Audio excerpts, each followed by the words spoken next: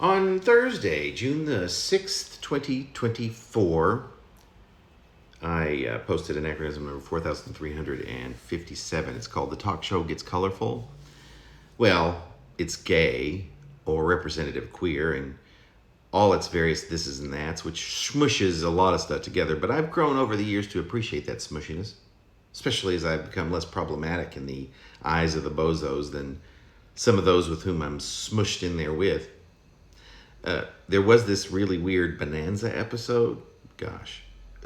When I mention shows that old these days, it begins to other me in the worst possible way. I keep thinking about how I hope that such things are going to be kept in the archives, as there's no hope they'll remain in any general psyche. Not that this is a problem in any way. Can you imagine Roy G. Biv as representative of you or me in, say, 1963?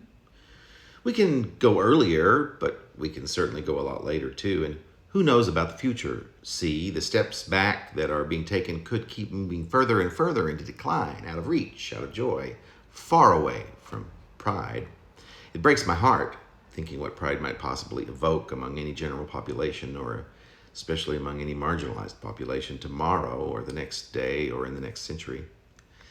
But back to the episode.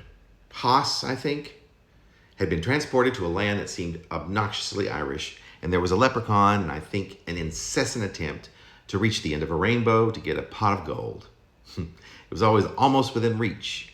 Ben and little Joe was this his name? Pa from Little House on the Prairie a few years later.